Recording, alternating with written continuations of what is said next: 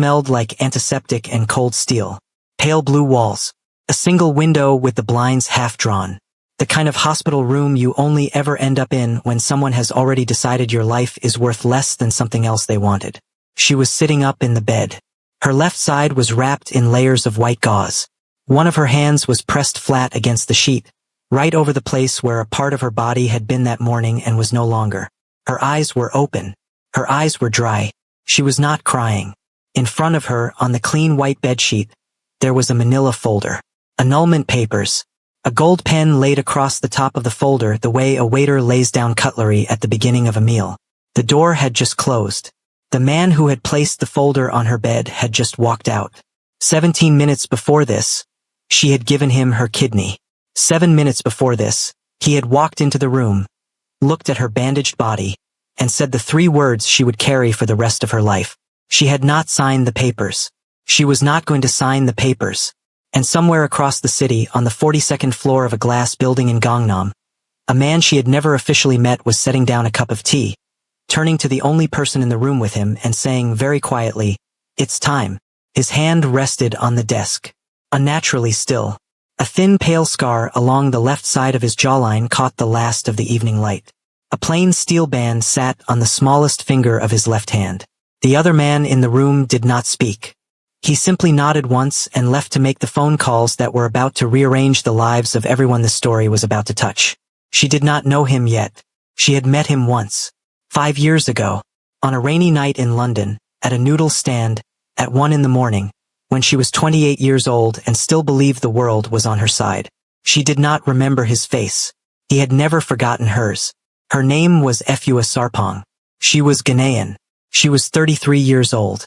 She was the best cook in any room she had ever walked into, and for 11 years she had been saving, stitching, sacrificing, and quietly preparing to open a restaurant in Seoul called Nsarama, which in Twi means child of the stars, and which was going to carry her mother's name above the door. His name was Seo Jun-ho. He was 38 years old.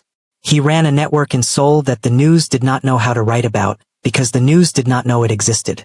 He had built it brick by brick, after something happened to him at 16 that he had never spoken about out loud, and he lived by one rule.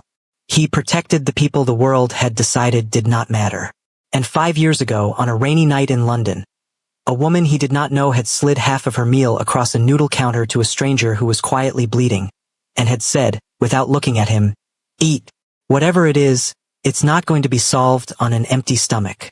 He had never, for a single day since, stopped paying that debt. The door of the hospital room stayed closed. Efua did not move. The heart monitor beside her kept its slow, steady count. And for 30 long seconds, she simply looked at that door. Not at the folder. Not at the pen. At the door. Something inside her did not break. It rearranged. Then, very slowly, she picked up her phone. She did not call the man who had just walked out. She did not call a lawyer. She did not call the police. She called her auntie. The line clicked. A voice in Accra accented Korean, warm and unhurried, said, "Efua, sweetheart, are you out of surgery?" Efua's voice cracked for the first and only time in the entire story she was about to live.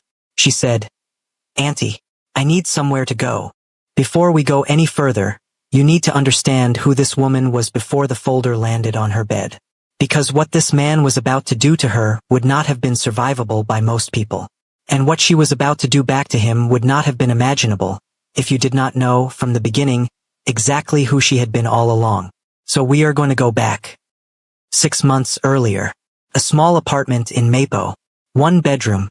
A kitchen barely wider than Efua's shoulders. It was 6 in the morning and the city outside was still gray and blue and half asleep. Inside the kitchen, a single warm yellow light was on above the stove. The smell of fresh ginger and garlic and something deeper, something with the rich, slow warmth of palm oil and smoked fish, was filling the room. Efua was at the counter. Her hair was pulled back into a high natural afro puff. She was barefoot. She was humming, low and soft, a Ghanaian hymn her grandmother used to sing in the kitchen back home in Kumasi, when the light was still thin and the children were still asleep. Her hands moved the way a pianist's hands move when they have stopped having to look at the keys. She did not have to look at what she was doing. She had been doing it since she was 8 years old. On the counter beside her, there was a worn leather notebook, open to a page so covered in her own handwriting that the original printed lines underneath had long since disappeared. At the top of the page, in her careful looping script, were 2 words. Sarama. Draft 41. Draft 41 of an opening menu for a restaurant she had been building in her head since she was 22 years old. In the next room, a man was pulling on a charcoal suit jacket in front of a mirror. He was adjusting his cuffs. He was checking his watch. His name was Lee Min-suk. He had been married to Efua for 2 years and 4 months. And he had not once, in those 2 years and 4 months, walked into her kitchen at 6 in the morning and asked her what she was cooking. He walked past the kitchen now without looking in. He said, over his shoulder, in that clipped practical tone he used when he was already thinking about his calendar. Mother's doctors called last night. The results are back. Efua put down her wooden spoon. She turned. She said, and, he said, not good. They are going to need to have the donor conversation soon. I will handle it, she said. Min-suk, if there is anything I can do. He said, still not looking at her. There might be. We will talk about it later. He adjusted his cuffs one more time. Then he said, almost as an afterthought, also, my mother's friends are coming tonight. Please do not cook anything too heavy. You know how they are about the smell. He did not wait for an answer. He walked out. Efua stood in the kitchen for a long moment, holding the wooden spoon, looking at the door he had just closed. Her jaw set very quietly for half a second. Then it released. She turned back to the stove. She lifted the lid of the pot. The smell rose and filled the room again, warm and dark and full of home. She looked down into the pot. She said under her breath in Chui to no one, you are not too heavy. You are exactly the right weight. And she kept cooking. This was the shape of her life. She was a sous chef at one of the most respected fine dining kitchens in Seoul, a restaurant called Baekrok, where she was the only black woman in a line of 13 cooks and where the head chef, a quiet man in his 60s named Chef Beck, had taken her on 3 years earlier for reasons he had never fully explained to her. Every morning she left the apartment at 7. Every night she came home at midnight. In the hours between, she stood on her feet and she cooked food that cost more per plate than she had grown up eating in a month. And the Korean men on either side of her called her Chef Sarpong with a particular mix of respect and wariness, because she was very good, and because she did not smile easily at men who had not earned it. Her husband was the second son of a mid-tier conglomerate family. He had been handsome to her once, in the way careful, composed men can be handsome before you understand that the composure is not calm, it is control. He had married her because she was beautiful in a way his friends would not immediately understand, and because beneath the wariness he thought she was soft enough to shape. He had been wrong about the second part. He had not yet understood that he was wrong. Her mother had been dead for 10 years. Cancer. Misdiagnosed for 2 years at a clinic in Accra that kept losing her file. Her mother's last fully lucid sentence to her, whispered through cracked lips in a hospital bed on a Tuesday afternoon, had been this. Don't let anyone ever tell you you take up too much room, my girl. The world was made big enough for you. Efua had buried her mother on a Tuesday. For months later, she had got on a plane to London with her grandmother's chili oil recipe folded inside her passport. She had been reaching quietly every day since, for the size of life her mother had promised her. And then, 2 weeks before the hospital room, before the folder, before the 3 words, there had been a small noodle bar in an alley off Yuljiro, 2 blocks from her restaurant. It had been a Thursday. She had come off a double shift. Her back was hurting. Her phone had not stopped buzzing for an hour. She had looked up on the walk home, seen the yellow light spilling out of a doorway she had walked past 100 times, and for reasons she could not have explained to anyone, she had turned and gone inside. The bar had 8 stools. 3 of them were occupied. She took the one at the end. 3 stools down from her, a man was already seated. Dark overcoat, dark roll neck. His head was slightly bent over a bowl of noodles. He did not look up when she came in. She ordered. Her phone buzzed again. Lee Min-suk, where are you? Dinner. She looked at the phone for a long moment. She did not reply. She turned it face down on the counter. The owner set a small bowl in front of her. Hot broth, thin noodles, a single soft egg. She picked up her chopsticks. The man 3 stools down, without looking at her, without speaking, reached one hand out and slid a small dish of kimchi along the counter toward her until it was within her reach. Just enough. He did not push it any further. He did not look at her face. He simply placed it close enough that she could reach it without stretching. And then he went back to his own bowl. Efua looked at the kimchi for a long moment. Then she looked at him. He still had not raised his head. She said, very quietly, in Korean, "Thank you." He nodded. Once. He did not speak. Neither of them said another word to each other. After a while he finished his bowl, placed his chopsticks neatly across the rim, stood up and walked out into the rain. He did not look at her on his way past. She finished her meal. She reached for her wallet. The owner of the bar, an older woman with flour still on her fingernails, shook her head. The owner said, "The gentleman took care of it." Efua said, surprised, "What gentleman?" The owner said, with the faintest private smile of a woman who knew something she was not going to say. "The one who was here. He comes sometimes. He pays for whoever is at the counter that night. He says it is a rule he has." Efua sat with that for a long moment. Then she said, slowly, "Does he have a name?" The owner said, "He has never given me one." Efua walked home through the rain that night with her hands deep in the pockets of her coat and her mother's sentence running, unexpectedly, through her head for the first time in months. The world was made big enough for you. She did not know, as she walked past the dark shop fronts and the wet neon and the low hum of a city going to sleep around her, that the man who had slid the kimchi across the counter had been waiting, 5 years, for the chance to do even that much for her. She did not know that he had been sitting in that bar, on and off, for half a year, just in case she ever wandered in. She did not know that when she had turned her phone face down on the counter, he had almost looked up. She did not remember his face. He was the only face, in fact, that she was ever going to remember for the rest of her life. She just did not know it yet. Across the city, on the 42nd floor of a glass tower in Gangnam, a man was sitting at a desk in a room that was quieter than most rooms in Seoul. The walls were dark wood. The desk was dark wood. The chair was black leather. There was no art on the walls. There were no photographs on the desk. There was one single object on that desk that did not belong to the furniture, and it was a framed photograph, face down, that only he ever turned over. He turned it over now. In the photograph, taken from a long distance through the window of a restaurant, a Ghanaian woman in chef whites was plating a dish. Her tongue was caught between her teeth in concentration. Her hands, scarred across the knuckles, were doing something small and precise with a sprig of herb. She did not know the photograph existed. The photograph had been taken, without her knowledge, by a man she had never met, who had been instructed to take exactly one photograph and destroy his camera afterward. The man at the desk looked at the photograph for a long moment. His face did not move. His hand, on the desk, was unnaturally still. Behind him, the door opened. A broad-shouldered man in a dark blazer walked in with a slim leather notebook tucked under one arm. His name was Park Tae-hoon. He had worked for the man at the desk for 15 years. He was the only person in Seoul who was allowed to walk into that room without knocking. Tae-hoon stopped in front of the desk. He said carefully, "Boss, the husband. There's movement." The man at the desk did not look up from the photograph.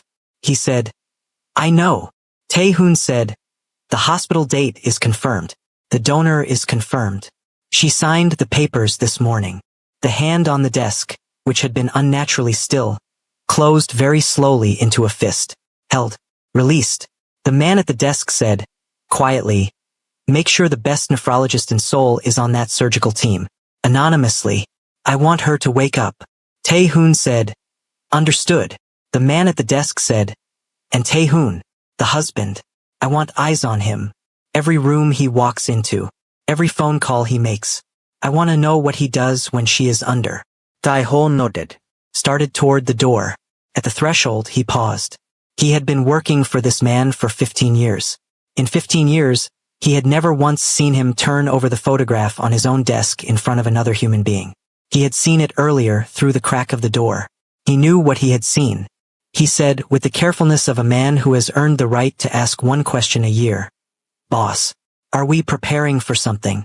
The man at the desk finally looked up. His eyes were very calm. He said, "We are preparing for the fact that he is not going to be who she thinks he is when she wakes up. And when that happens, I need to be ready to act within the hour." Tae-hoon nodded once. He walked out. He closed the door behind him. And in the silence of that room, The man at the desk turned the photograph face down again, very gently, the way a man folds a letter he has read 1,000 times. His name was Seo Jun-ho.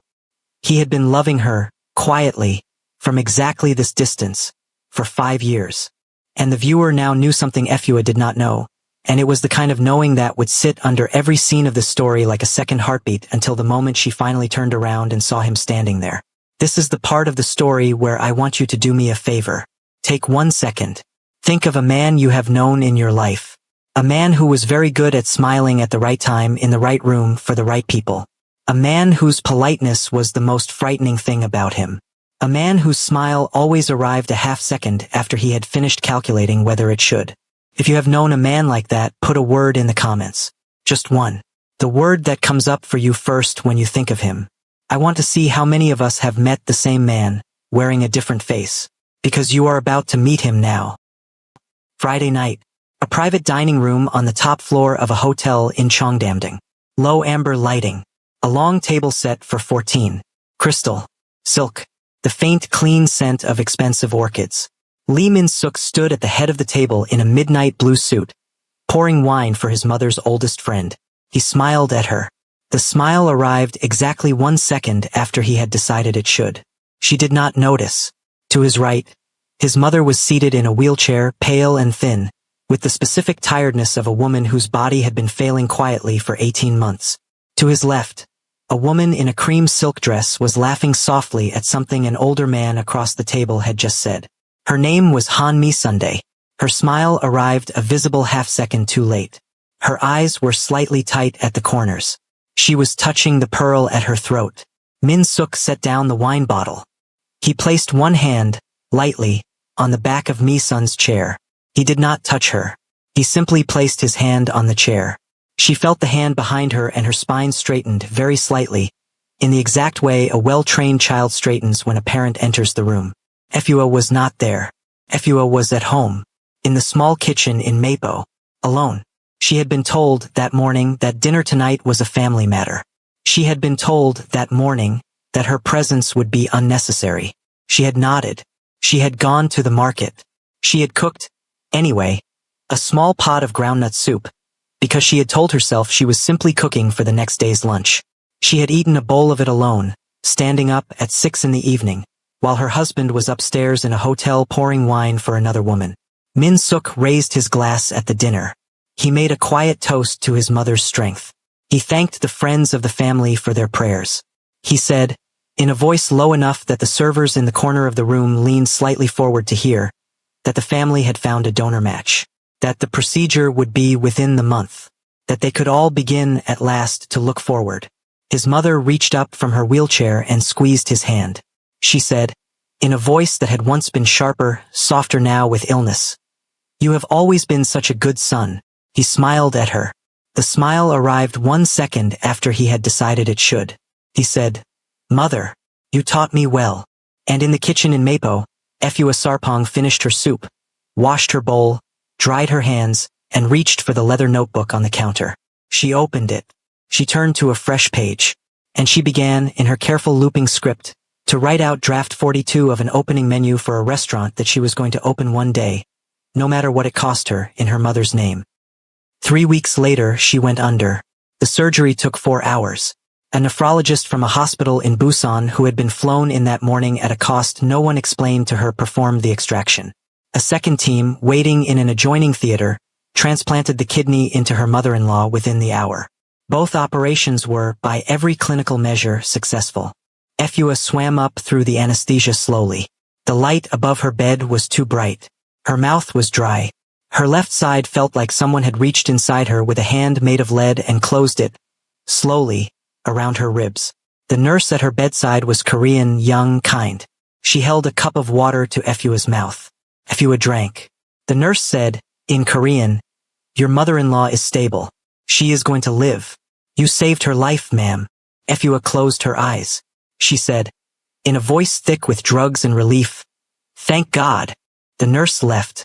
The room was quiet. The heart monitor kept its slow count. Efua drifted. She did not know what time it was when she heard the door open. She did not open her eyes at first. She assumed it was the nurse again. She assumed it would be a doctor, a chart, a check of her vitals. She assumed, without thinking about it, that her husband had been there at some point and that she had missed him because she had been under. She opened her eyes. Lee Min-suk was standing at the foot of her bed. He was wearing the same midnight blue suit he had been wearing at his mother's dinner 3 weeks earlier. He was holding a manila folder in one hand. He was looking at her. He was looking at her the way a man looks at a piece of furniture that no longer matches the room. She tried to smile. Her mouth was still too dry for it to work properly. She said, "Min-suk, your mother." He said, "She is stable." She said, "Thank God." He said, "Yes." There was a pause. He did not move closer to the bed. He did not touch her. He did not take her hand. He did not ask how she was feeling. She said, slowly, because something in the air of the room was wrong and she could not yet name it, "Min-suk, what is the folder?" He walked forward. He placed the folder on the edge of the bed. He placed a gold pen across the top of the folder, the way a waiter lays down cutlery at the beginning of a meal. He said, without any particular emotion, "Annulment papers. The family attorney drew them up this morning. You will need to sign them before you are discharged. There is a settlement attached that is generous. More than generous. You will be able to return to Accra comfortably."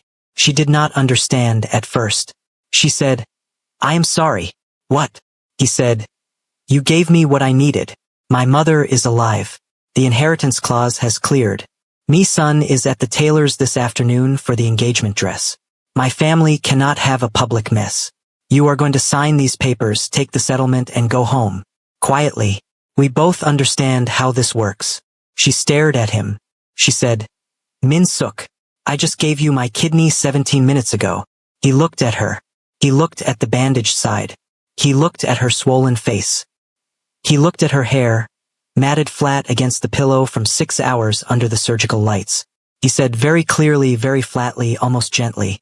He said, "You're an eyesore." He did not say it cruelly. He did not say it with heat. He said it the way his mother had said it to him every day of his childhood. He said it as if he were doing her a kindness by being honest. He said it as if it were an observation about the weather, inevitable, uninteresting, already decided. He said, "Sign the papers. Go home." He turned. He walked to the door. He paused with his hand on the handle. He did not turn back. He said, "For what it is worth. Thank you. For the kidney." He opened the door. He walked through. The door closed behind him. The room was very quiet. The heart monitor kept its slow count. The pale blue walls did not move. The blinds at the window were still half drawn. Somewhere, 2 floors down, a cart was being rolled along a polished corridor, and a woman was laughing softly on a phone. Efua did not cry. She did not move. She lay very still in the bed, with her left side wrapped in white gauze, and her eyes did not leave the closed door for a very long time. If you are watching this right now, and you have ever been in a room alone after a person has said something to you that you are going to carry for the rest of your life, I want you to put one word in the comments. The word that came up in your chest when the door closed. Not the word you said out loud afterward. The word that came up in your chest first. Because I want you to know you are not the only person in this comment section who knows that word. Take the breath with her, and then watch what this woman does next. Because this is the moment the story turned. Very slowly, her right hand moved. It did not move toward the folder.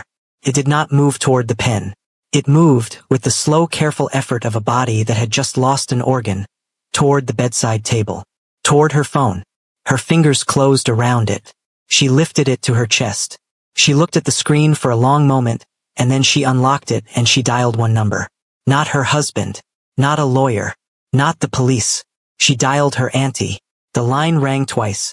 A voice in Accra accented Korean, warm and unhurried, said, "Efua, sweetheart, are you out of surgery?"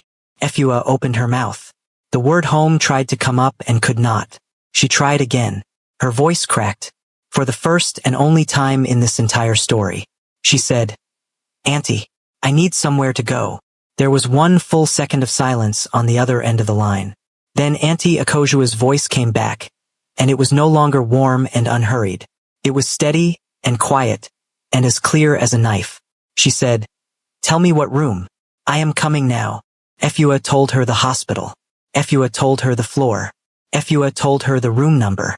Efua hung up the phone.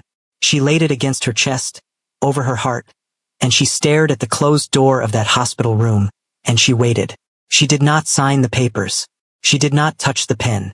40 minutes later, Auntie Akojua Boteng walked into that hospital room with a duffel bag over one shoulder and a silver-threaded afro cropped close to her skull and a gold Gai Nyam pendant at her throat. And she looked at her niece on the bed, and she looked at the folder on the sheet, and she looked at the pen, and she picked up the pen and she put it in her own pocket. She said, "Get dressed. We are going home. My home." Efua said, "Auntie, I cannot stand." Akojua said, "Then I will carry you." And she did. Meanwhile, on the 42nd floor of a glass tower in Gangnam, a phone was ringing in a very quiet room. Seo Jun-ho picked it up on the first ring. He listened for exactly 11 seconds. He did not speak. Then he said quietly, "Repeat what he said to her." The voice on the other end repeated it. There were 3 words. The 3 words the title of the story is built on. Yun-ho listened. His face did not move. His hand, on the desk, was unnaturally still. He said, "Is she alone right now?" The voice said, "Her aunt is on the way." He said, "Good." He said, "I do not want anyone from our side in that hospital. Do not approach her. Do not go near her aunt. She is not going to know we are here. Not tonight. Not tomorrow. Not for a long time." The voice said, "Understood." Jun-ho said, "But I want you to listen very carefully to what I am about to tell you." He said, Lee Min-suk, his mother's inheritance.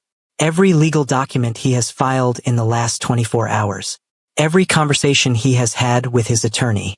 Every transfer that has gone into or out of his accounts since the date of the donor match. I want all of it. By morning. The voice said, "Boss." Jun-ho said, "And I want one more thing." There was a small pause.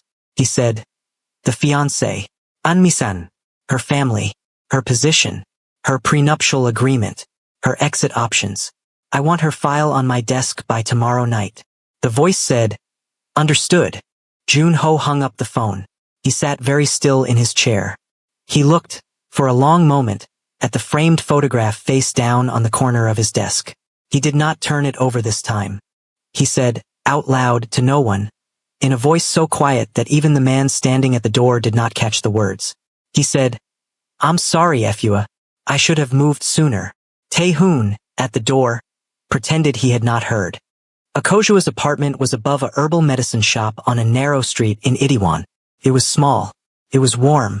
It was full of things no other apartment in Seoul smelled like.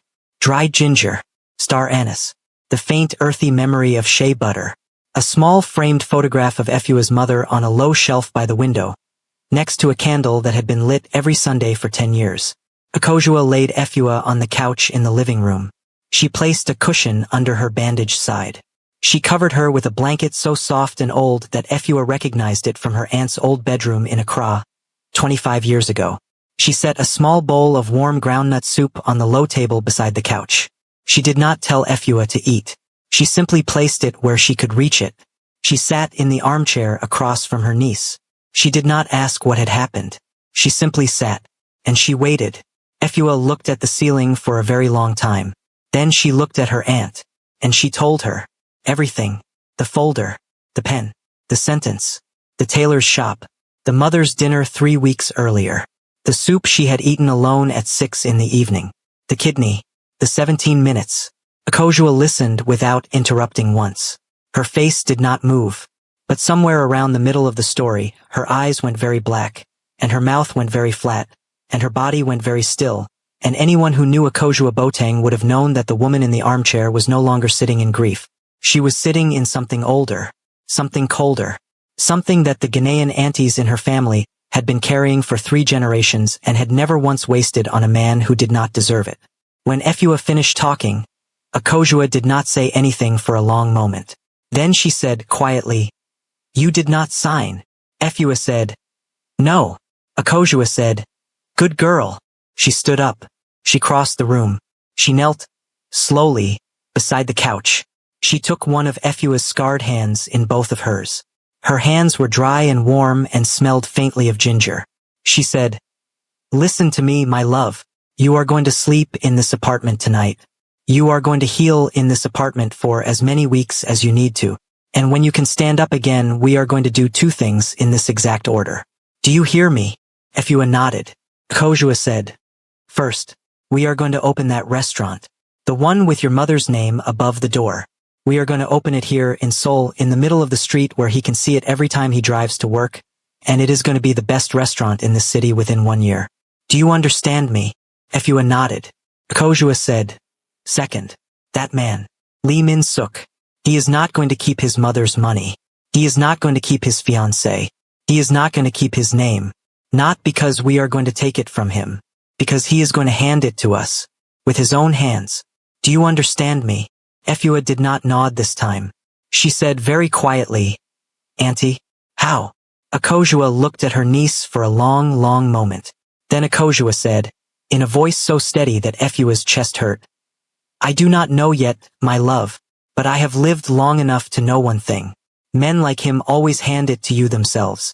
You just have to live long enough to be in the room when they drop it. Efua closed her eyes. A single tear slid down the side of her face, into her hair. She did not wipe it away. She said, Auntie, Adwoa. Akojua said, I will call her tonight. She will be on a plane by morning. Efua whispered, Thank you. Akojua said, Sleep, my love. Nothing else happens tonight.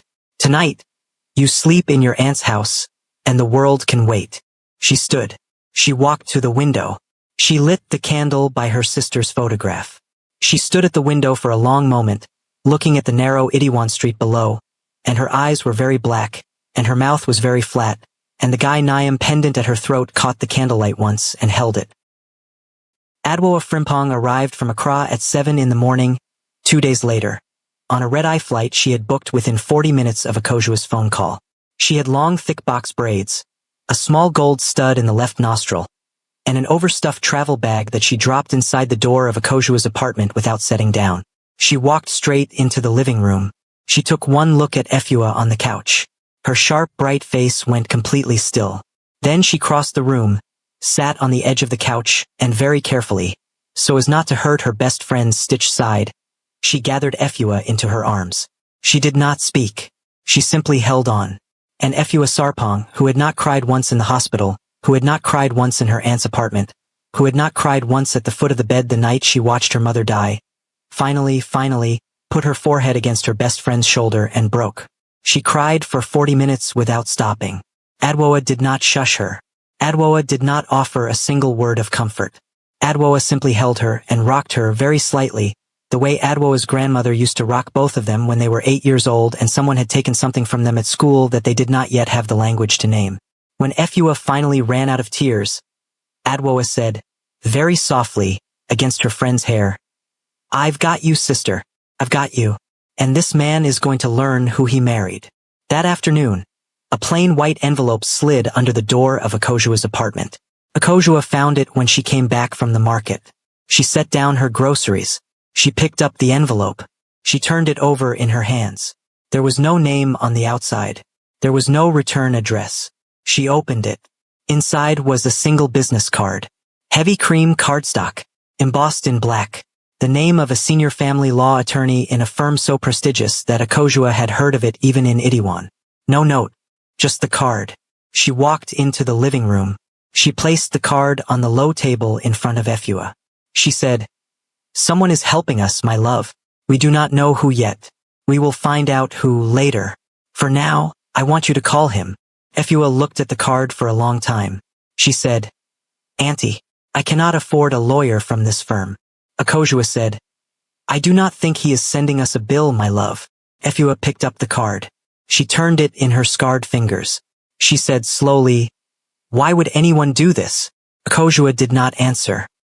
Across the city, on the 42nd floor of a glass tower in Gangnam, Seo Jun-ho sat at his desk, did not turn over the photograph, and picked up a pen to sign the retainer that would pay for that attorney's time out of his own personal account, invisibly in perpetuity for as long as Efua Sarpong needed him. She called the number on the card the next morning. The lawyer picked up on the first ring. He said, in careful, unhurried Korean, Mrs. Sarpong, I have been waiting for your call. Please take your time, and tell me everything from the beginning. 3 weeks passed.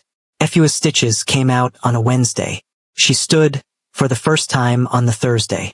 She walked, slowly, around Akojua's living room on the Friday. By the following Monday, she was walking to the end of the street and back.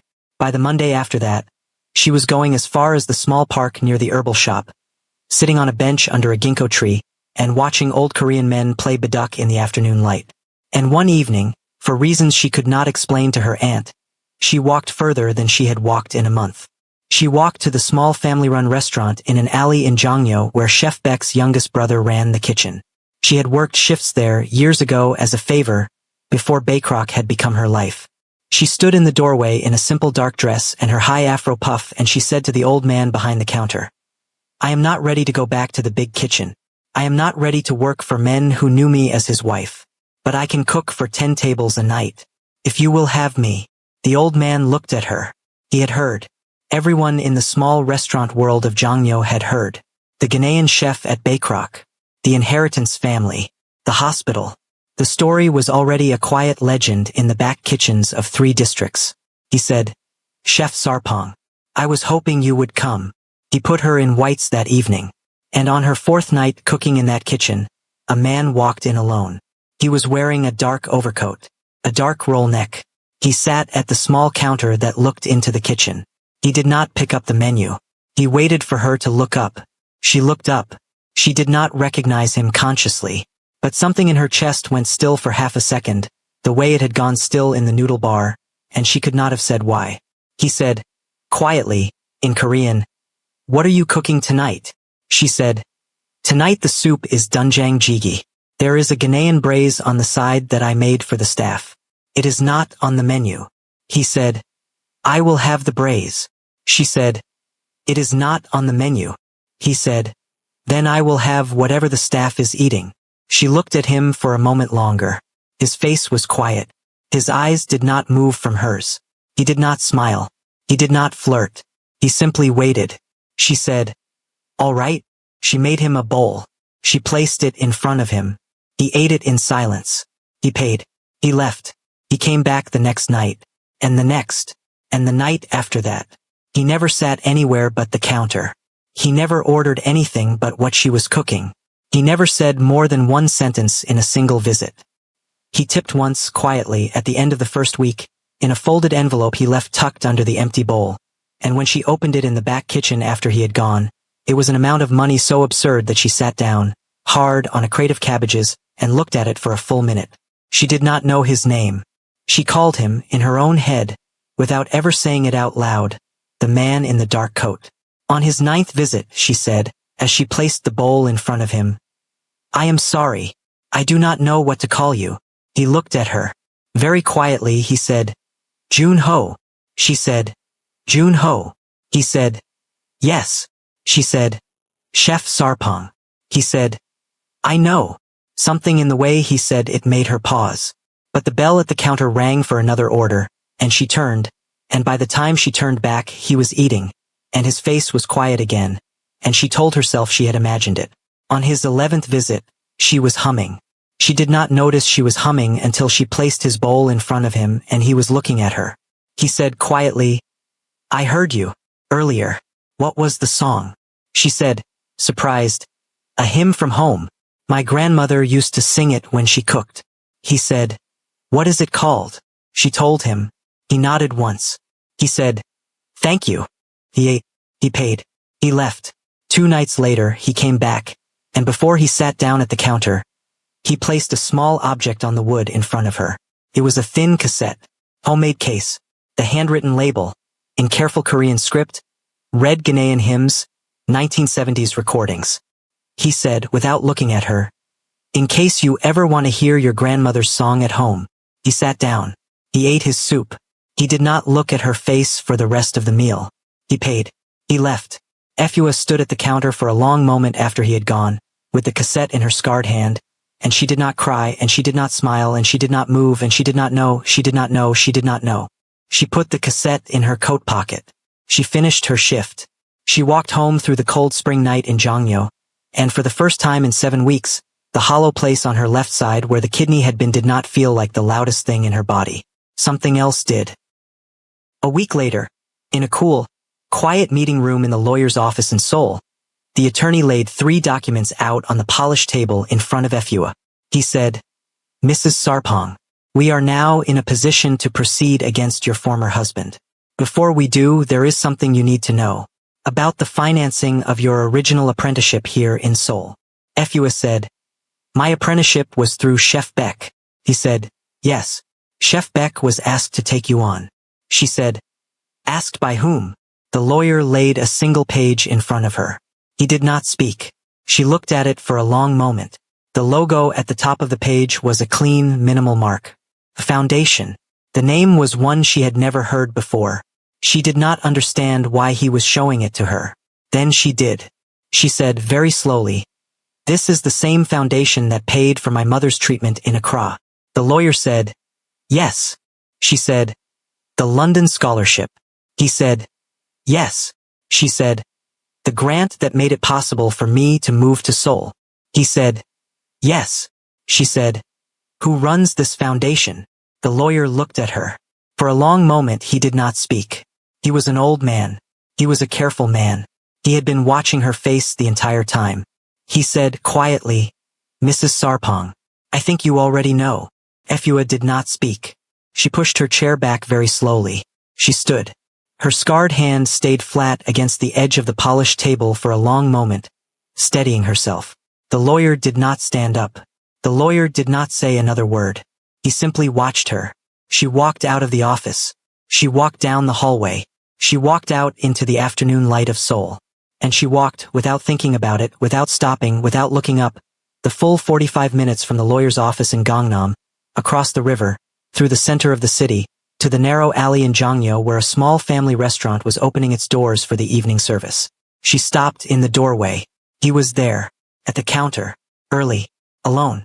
He was eating a small dish of banchan she had not prepared. He had not yet ordered anything. He was simply waiting. He did not see her in the doorway at first. She looked at him.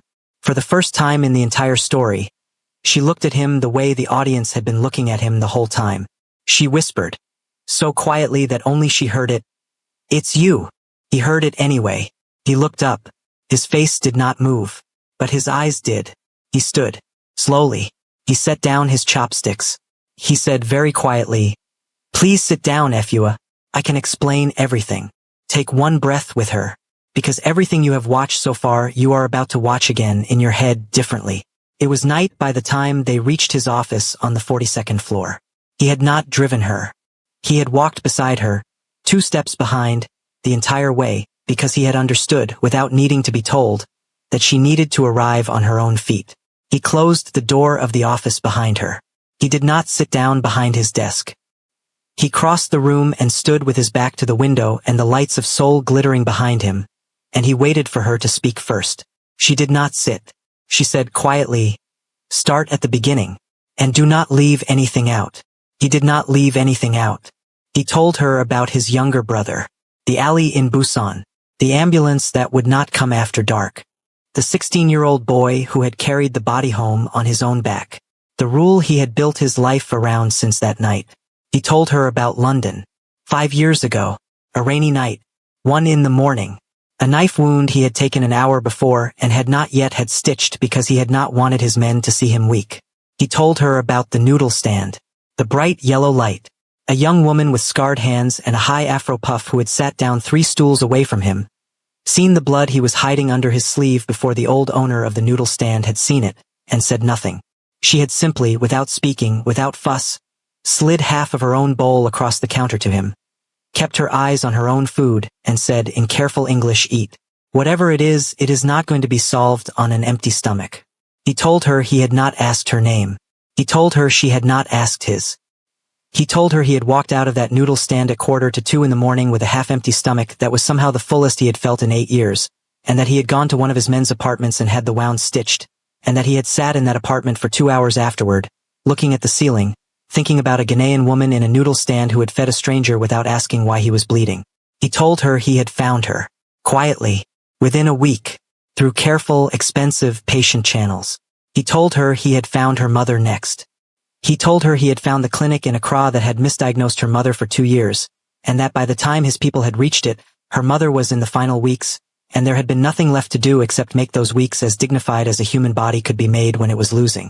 He had paid for the private room, the drugs that were not available in Ghana that year, the nurse who stayed overnight. He told her Efua had never been told who paid for any of it. He told her he had made sure of that, because he had not wanted her to feel owned. He told her the London scholarship. 2 years later, the master chef in Seoul. 3 years after that, the private clinic that had handled her kidney surgery last month. The nephrologist from Busan who had been flown in at 4 in the morning. The senior family attorney whose card had slid under her aunt's door. All of it. 5 years. He told her he had never once set foot in any building she worked in. He told her he had walked past the restaurant where she cooked on the street at night for times in 5 years, and each time he had told himself he was going somewhere else. He told her he had only ever sat down in the same room as her twice.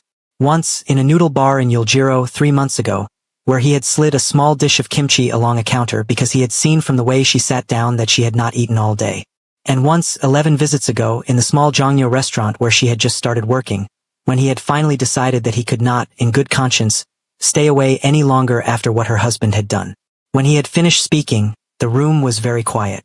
Efua stood in the center of that office for a long time without moving. Then she said quietly, "Why did you come into my restaurant, face to face, after all those years? If you never wanted me to know," he said, "because when he did what he did to you in that hospital room, I could not stay in this office any longer and be a man I respected. I decided that even if you never knew who I was, I needed to be in the same room with you, just to see you eat, just to know you were still here." She said, "Jun-ho." He did not move. She said it again. "Jun-ho." It was the first time she had said his name knowing who he was. He closed his eyes for a long moment. When he opened them, she was walking toward him. She stopped in front of him. She did not speak. He did not move. Then, very slowly, for the first time in 11 years of her adult life, Efua Sarpong reached first. Her scarred hand closed around his still hand on the edge of the desk. He did not breathe for a full second. Then, very slowly, he turned his hand under hers and closed his fingers around hers. And he said one sentence, quiet, almost apologetic. He said, "I have loved you for 5 years. I did not know how to do it any other way." She did not answer with words. She lifted his hand, very gently, and she pressed it against the left side of her body, against the place where the kidney used to be, against the scar that was still new and pink and would be there forever. She said, "Then stand in the room with me now, for the next part. If you have ever, once in your life, had somebody look at you the way this man is looking at her right now, you know that this is the scene in a story where something shifts that you can never quite explain to anyone who is not inside your own body at the time. It does not look like much from the outside. A hand on a desk. A hand on a scar. 2 people standing very close together in a quiet room. From the inside, it is the loudest sound a body has ever made. If a moment in your own life just flashed behind your eyes while you were watching this, you know the person I want you to send this video to. No message is necessary. Just the video. The right person will understand." 2 days later, the counterplay began. The lawyer filed. The first quiet signals went out through the correct legal channels in Seoul. By the end of the week, Lee Min-suk had been informed that his wife, whom he had assumed was halfway back to Accra, was not only still in the country but had retained a legal team that no one in his family's circle could explain. He was rattled. For the first time in the video, the polished surface cracked. He adjusted his cuffs too often. He straightened his tie at the breakfast table 3 times before he managed to leave the apartment. He looked at Mi-sun across the breakfast table one morning, and for the first time in the months she had known him, his smile did not arrive at all. He did what frightened powerful men do when their arithmetic stops adding up. He reached sideways. There was a man, an old family friend, a senior prosecutor in the Seoul Central District, a man whose son had been at university with Min-suk, a man who, for the right social favors, would take a quiet call and agree to quietly review a quietly submitted file. The file Min-suk quietly submitted was about Seo Jun-ho. The file was not true. The file did not need to be true. The file simply needed to contain enough of the shape of truth to create a 6-month investigation that would take a specific man out of play at a specific moment. Tae-hoon brought the news to Jun-ho on a Tuesday afternoon in the office. Jun-ho's hand went very still on the desk. He did not speak for a long moment. Then he said quietly, "Bring her here." When Efua arrived, he did not bring her into the office. He met her in the reception area on the 42nd floor, at the very end of the working day, and he led her to a smaller room. Warm wood, low lighting, 2 chairs, a single table, no desk between them. He told her. All of it. The charges, the prosecutor, the timeline, the realistic outcome, the fact that any public movement on her case from this point forward would be weaponized against him. And then he told her what the exit looked like. He said quietly, "You sign the annulment. You take the settlement your lawyer has negotiated. It is more than enough to open Sarama in Accra, in your mother's name, exactly the way you always wanted. You go home. You live a long and beautiful life. And I absorb the hit here, alone. They will not be able to touch you once you are on Ghanaian soil and the divorce is finalized. He wants to embarrass his family more than he wants to chase you across borders. He will stop." She looked at him. She did not speak for a long moment. Then she said, "And you?" He said, "I will be fine."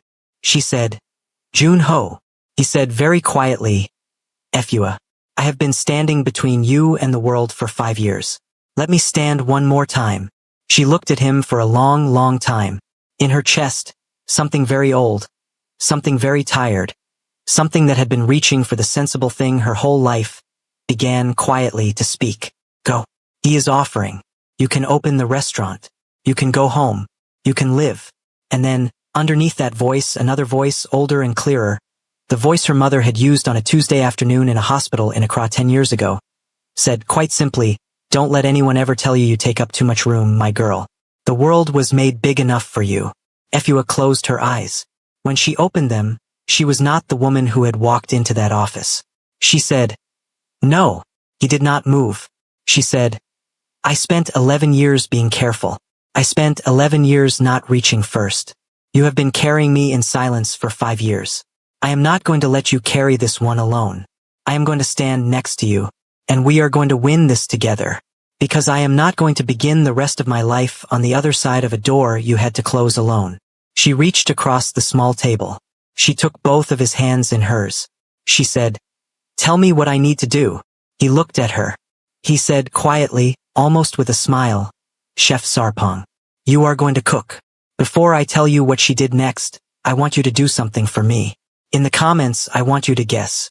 Exactly how does a woman the world called an eyesore, a woman who was thrown out of a hospital bed 17 minutes after she gave up her kidney, a woman with a pair of scarred hands and a high afro puff and a mother who told her once that the world was big enough for her, bring down a man with her husband's name, her husband's money, and her husband's prosecutors in his pocket?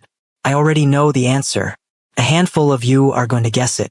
But you are going to have to earn it the way she did. Take your best shot in the comments. And then watch what this woman does with her hands. 3 days later, Efua Sarpong walked, alone, into the private wing of the Seoul Medical Center where her former mother-in-law was still recovering from the transplant. She was not stopped at the door. She was recognized on site, and 2 separate nurses stepped out of her way without being asked. And the security guard at the corner of the corridor looked at her for a long moment, recognized her, and turned his face toward the wall. Mi-sun was in the chair beside the bed. She was wearing a cream silk blouse. She was holding a cup of tea. When Efua walked into the room, the cup stopped halfway to her mouth. The old woman in the bed opened her eyes. She was pale. She was thin. She was propped up on 2 pillows, with a tube in her arm and a blanket across her lap, and she was the woman whose body was alive because a Ghanaian chef had given her a kidney 6 weeks ago. She saw Efua. She did not speak for a long moment. Then, in a voice that had once been very sharp and was softer now, she said to Mi-sun, in Korean, "Leave us." Mi-sun said, "Mother, I do not think." The old woman said, "Leave us." Mi-sun left. She did not look at Efua on her way out. Her smile, for the first time in the story, did not even try to arrive. The door closed. Efua walked, slowly, to the chair beside the bed. She sat down. She did not reach for the old woman's hand. She placed her own hands carefully in her lap. She said, in quiet Korean, "Mrs. Lee." The old woman said, "Efua." They looked at each other for a long moment. Then Efua said quietly, "I have not come here to ask you for anything." The old woman said, "I know. What have you come for?" Efua said, I have come to tell you what your son said to me in a hospital room 6 weeks ago, 17 minutes after he was told that you would live. The old woman did not move. Efua said, he walked into the room. He placed a folder on the bed. He placed a pen on the folder. He looked at my body. And he said very quietly the way a man comments on the weather. He said, you're an eyesore. And then he told me to sign the papers and go home. The old woman closed her eyes. Efua did not stop. She said, I know where he learned that sentence. I am not angry at you. I have lost my own mother. I know what it is to carry the voice of a mother in your chest for the rest of your life. I am telling you because I believe you have the power to stop passing it down. What he does next, he will do with your name on his lips. I wanted you to have the chance to decide whether you want that to continue. The old woman was silent for a very, very long time. Then, without opening her eyes, she said, how long have you known about the sentence? Efua said, since the day I met you. You called him an eyesore in front of me at dinner. He was wearing the wrong tie. You laughed. He laughed with you. I did not laugh. The old woman's mouth moved very slightly. She did not quite smile. She did not quite grimace. Something between the two. She said, leave me a number where I can reach you. Efua stood. She placed a small folded card on the edge of the bed. She said, Mrs. Lee, I am sorry for what he has done to you, and for what was done to him. The old woman did not answer. Efua walked out. Mi-sun was in the corridor. She was standing very still by the window at the end of the hallway, with her cream silk blouse immaculate, and her pearl earrings immaculate, and her hands, for the first time in 6 months, not doing anything at all. They were simply hanging at her sides. Efua walked past her. Then, 3 steps past her, she stopped. She did not turn around. She heard Mi-sun's voice behind her. Not loud. Not performed.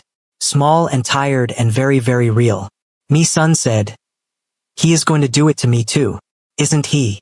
Efua stood in the corridor for a long moment. Then she turned her head, just enough to see Mi-sun out of the corner of her eye. She said quietly, yes, he is. She said, you have more money than I ever had, and better lawyers than I ever had, and a father who will answer your phone calls at 2 in the morning. Use all of that while you still have it. Mi-sun said, very quietly, thank you. Efua walked on. She did not look back. Across the city, Seo Jun-ho was making his own choice. The senior prosecutor was a man he had known for 15 years. They had sat on the same charity board. They had, once at a long dinner, spoken about their mothers. Jun-ho went alone. He did not bring Tae-hoon. He did not bring a lawyer. He did not wear a tie.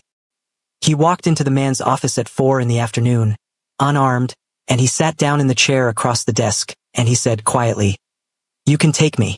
You have the authority. I am not going to run. I am not going to ask you to lose your career for me. But before you make your decision, I want you to listen to me for 10 minutes. And then you can decide. The prosecutor did not speak. Jun-ho told him, all of it. The alley in Busan. The boy. The rule. The noodle stand. The Ghanaian woman. The husband. The hospital. The sentence. The kidney. The inheritance. The prosecutor did not take a single note. When Jun-ho had finished, he said, the woman your friend's son is asking you to help him destroy gave her body, 6 weeks ago, to save the life of his mother. And 17 minutes after she did that, he called her an eyesore, and he walked out. That is the man you are being asked to stand next to. I am telling you this because I have known you for 15 years, and I am not going to let you stand next to him without knowing what you are standing next to. The prosecutor did not speak. Jun-ho stood. He said, I will not ask you to help her. I will not ask you to drop the file. I will simply ask you to sit with what you have heard for one night, and then do whatever you believe is right. He walked out. In the car, for the first time in the video, the audience saw his hand tremble very slightly as he closed the door. He had put himself on the table for her. He had not told her. 3 days later, at 6 in the morning, an old woman in a hospital bed in the private wing of the Seoul Medical Center reached for the small folded card Efua had left on the edge of her blanket, and she picked up her phone, and she dialed one number. The woman who answered on the other end was a journalist. She was in her mid-60s. She had been writing long-form investigative pieces in Seoul for 40 years. She and the old woman in the bed had gone to the same girls' school in the 1960s. Her first question, as she always said, was the same. She said, "What is the story, and who is it about?" The old woman in the bed told her. All of it. Her son, the kidney, the hospital room, the sentence, the fiancé at the tailor's, the inheritance clause, the Ghanaian girl. And then she told her one more thing. A detail she had not told her son. A detail she had not told her doctors. A detail she had kept in the bottom drawer of her own chest for 6 months. Because she had been afraid of what it would mean if it were true. She said quietly, "In the months before I got sick, my son was bringing me a supplement. He said it was for my heart. He told me his nutritionist had recommended it. I was taking it every morning. I stopped the day I went into the hospital, because the nurses took over my medication. I have 3 of the capsules in the drawer of my bedside table in Songbukdong. They are still sealed. I want you to have them tested. I will give you the key to the house. Do not tell him I asked you. I need to know." The journalist did not speak for a long moment. Then she said very quietly, "I will send someone today." She hung up.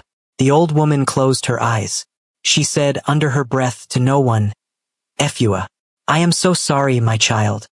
The forensic toxicologist Jun Ho had quietly received the 3 sealed capsules at 2 in the afternoon. By 9 that night, he had isolated the active compound. At 11, he called Efua's lawyer. Efua's lawyer called Efua at 11:30. Efua sat down on Akojua's couch when she heard what was in the capsules, and she was very quiet for a long time. Then she said, "I have seen this compound before." The lawyer said, "Where?" She said, "In a course I took 8 years ago in Lyon." A food historian was lecturing on slow poisoning through cooking in the French royal courts of the 17th century. The compound in this capsule is a modernized version of a slow renal toxin that was used to produce the exact kind of kidney failure that could be passed off as natural disease over about 9 to 14 months. It is not on any standard medical panel. You have to know to look for it. The only reason I recognize it now is that I prepared a historical reconstruction of it on a plate in that class. I made it, with my own hands, as a culinary exercise. I have the notebook. The lawyer said very carefully, "Mrs. Sarpong, do you understand what you are telling me?" She said, "Yes." She said, "He was not simply marrying a donor. He was building one. He was poisoning her slowly to force the crisis, to force the match to unlock the inheritance. And I was the match he married." She sat very still on the couch. Then she said, very quietly, "Put the report on the prosecutor's desk. Tomorrow morning." The lawyer said, "Are you sure?" She said, "I have never been more sure of anything in my life." The prosecutor received the forensic report at 8 in the morning. At 8:15, his secretary received a call from a journalist he had known for 30 years, asking for a comment on a story she was about to run by 6 in the evening. At 8:40, the prosecutor received a second file, delivered by courier, from the office of a senior family law attorney acting on behalf of the woman named in the journalist's piece. At 9, the prosecutor sat back in his chair for a very long time. He thought about a man who had sat across his desk 3 days earlier and said, quietly, "I am not going to ask you to help her. I will simply ask you to sit with what you have heard for one night." He thought about his own mother. At 10, he signed the warrant. At 10:40, 4 officers walked into a private tailor's shop on the top floor of a department store in Cheongdamdong, where a 37-year-old man was standing beside his fiancée in an immaculately fitted dark navy suit, being adjusted for a photography session that afternoon. She was in a cream silk engagement dress. The tailor, a small elderly man from Daegu, was on one knee adjusting the hem. The officers were very calm. They were very polite. The lead officer said, in careful Korean, "Lee Min Suk SSI, we would like you to come with us to answer some questions." Min Suk said, "I think there has been a misunderstanding." The officer said, "Sir, please come with us." Min Suk looked at Mi-sun. For one full second, his face did not know what to do. Mi-sun did not reach for him. Mi-sun did not speak. Mi-sun simply looked at him, with her smile arriving nowhere at all. With her eyes not tight at the corners for the first time in 6 months. With her hand very slowly, reaching up to the pearl at her throat, and unclipping the necklace, and folding it very carefully into her palm and turning and walking to the changing room and not looking back. The officers led Min Suk out of the tailor's shop. The tailor, still on one knee, blinked after them. Then he slowly stood up, bowed to no one in particular, and went to put the kettle on. In the office on the 42nd floor of a glass tower in Gangnam, Seo Jun-ho stood at the window and watched, on a muted television across the room, the footage of a man in a half-tailored navy suit being walked out of a department store in Cheongdamdong. He did not smile. He closed his eyes for a long moment. Then he opened them and he picked up his phone and he sent one message. To one number. It is done. Come home when you are ready. Across the city, in a kitchen above a herbal shop in Itaewon, Fu Sarpong looked at her phone, read the message and set the phone down on the counter very gently, beside the wooden spoon her aunt had just handed her. She did not cry. She did not smile. She simply picked up the spoon, and she stirred the pot, and she whispered under her breath in Chui to her mother one sentence. She said, "Mame, he heard you. The world was made big enough for me after all. If this is the story that reminded you of a woman you know, a woman you love, a woman you are, a woman who has been told, in 1,000 small ways across her life, that she is too much, too dark, too loud, too big, too black, too foreign, too full, too anything, then do one thing for me. Subscribe to this channel. Because every single week, quietly, I am going to tell you stories for that woman. And I would like very much for you to be in the room." 6 months later, dawn was breaking over Seoul. On the rooftop of a 4-story building in Jongno, the warm golden light of sunrise was spreading slowly across the city skyline and across the shoulders of a tall, full-figured Ghanaian woman in a gold Kent-inspired fitted dress, with her natural hair out and full, with her scarred hands relaxed at her sides, and with a slow, unguarded smile on her wide, expressive mouth. Down on the ground floor of the building, the windows of a new restaurant were being lit for the first time. A sign was being lifted into place above the door. It read, in clean black lettering on warm creamstone, Sarama, and under it, smaller, in flowing Chui script, Child of the Stars. Her mother's name was carved, quietly, into the lintel of the doorway. The stonemason had done it for free. He had known Akojua for 30 years. On the rooftop, Seo Jun-ho stood across from her. He was not in a suit. He was in dark trousers, a dark roll neck, and the plain steel band still on the smallest finger of his left hand. He said quietly, "I have one question I never got to ask you. At the noodle stand in London, 5 years ago, why did you give me half of your meal? You didn't know me." Efua looked at him for a long moment. Then she smiled. A slow, full, unguarded smile. She said, "My mother told me once that the world was made big enough for me. I figured it was probably big enough for you too." Jun-ho closed his eyes. When he opened them, they were wet. It was the first time in the entire story that the audience had seen this man almost undone. He said quietly, "I have loved you for 5 years. I would like very much to love you for the rest of my life. If you will let me stand in the room." She lifted his hand. She pressed it very gently, against the left side of her body, against the place where the kidney used to be, against the scar that was still there and would be there forever. She said, "Stand in the room, and eat what I cook. For the rest of our lives." He turned his hand under hers. His scarred jawline caught the dawn. He did not speak. He did not need to. That evening, the doors of Nsarama opened for the first service. The restaurant was full. Adwoa Frimpong was in the corner, in a wrap dress the color of burnt gold, laughing with a Kojua Boteng, whose silver-threaded afro caught the light every time she tilted her head back.